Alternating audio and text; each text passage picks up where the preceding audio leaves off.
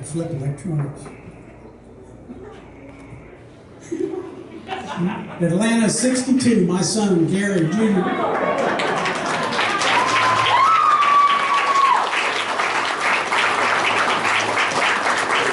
He had no idea I was going to say all this.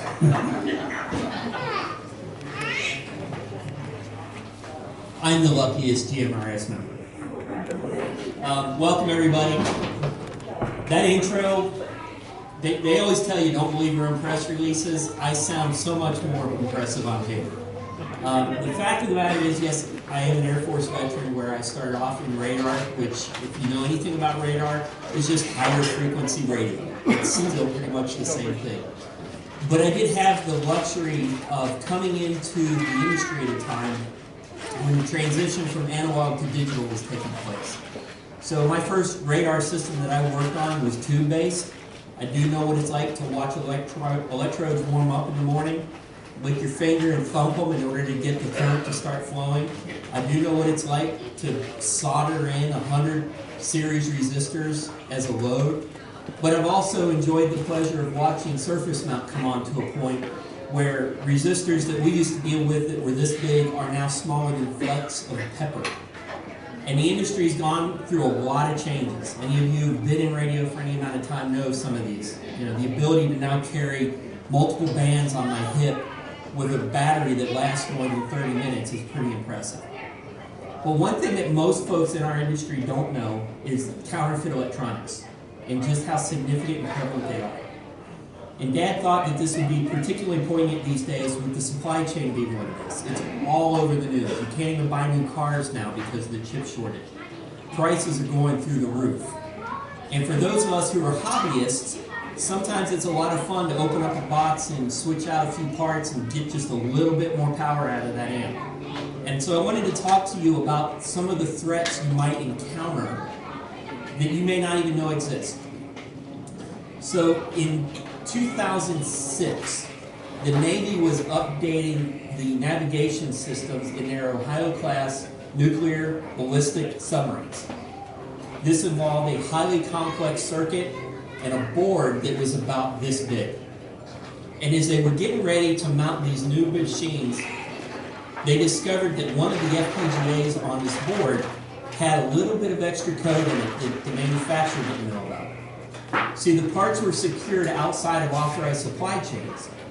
And what they discovered on this chip was that it was pre-programmed that every time the sub came to a depth of 0, it would transmit all of the telemetry. In other words, everywhere that submarine had been to a Chinese intelligence agency.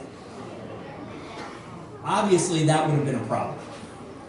That began a series of events that led to the Senate Armed Services Committee running about 6 months of hearings on counterfeit electronics in the military supply chain. I had the honor of attending that conference, speaking with our senator at the time, and also appearing before that panel. They determined at that time that almost 10% of all of the electronic components in the military supply chain across all the branches were suspect or counterfeit. And over 85% of those came from our friends in China. So, how does that impact us? I mean, none of us are building naval avionics systems, hopefully. But consider this. If you decide to replace a capacitor, and that capacitor is not as advertised, it is by definition counterfeit. It may be used and been refurbished so it looks like new. I opened up a canister one time. It was a very large electrolytic. It was supposed to be a half a farad capacitor. It was not marked properly. The counterfeiters had actually spelled Panasonic wrong. Opened it up, and it was actually 3 smaller capacitors hardwired to each other, and then sent up and stuck inside this can.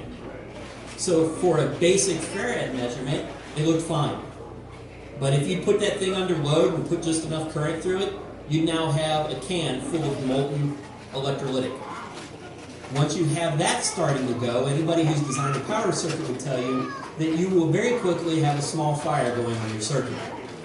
So when you're looking to replace that resistor or that small IC that you think is no big deal, and you're on eBay which is a great place to buy counterfeit electronics. Question why that part is 1/5 of the price if you go to DigiKey and buy it. Generally speaking, it's because DigiKey is going to have legitimate parts and eBay, not so much. You'll find the same things from used radio equipment. Oftentimes these guys will go out and they'll buy scrapped, trashed equipment, bring it back, get it going just enough to turn on, and then advertise it as new. You're going to save a bunch of money. It seems like it's too good to be true, and anybody who's done a multi-level marketing plan will tell you too good to be true is usually too good to be true. So that $20 radio that's normally $150, you're not going to get what you expect.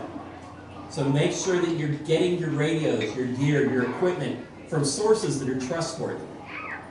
I'd like to make the plug now.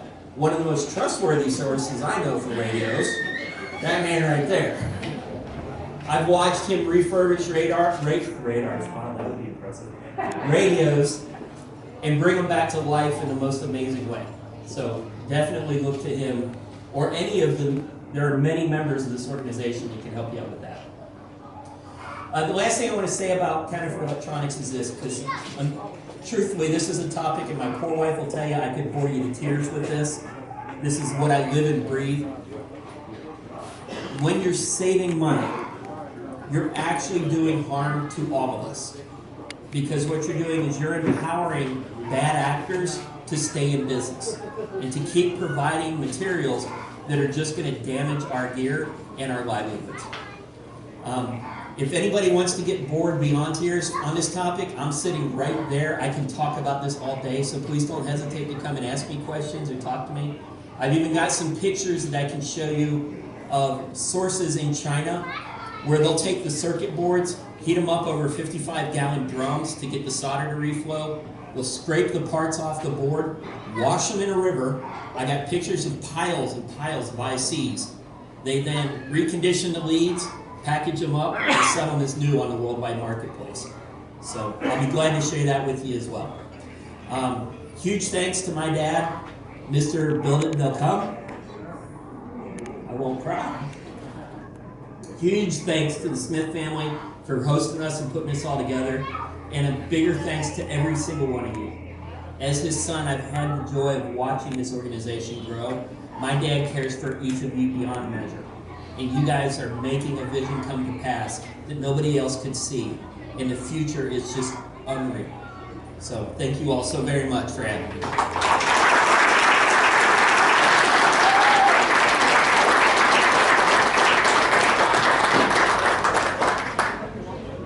Oh, sure, yeah. Hey, like almost everybody else, Flip Electronics is hiring. Specifically, if you're in the IT industry, you're into break fix and you know a little bit about SQL, we could definitely use somebody right now and there.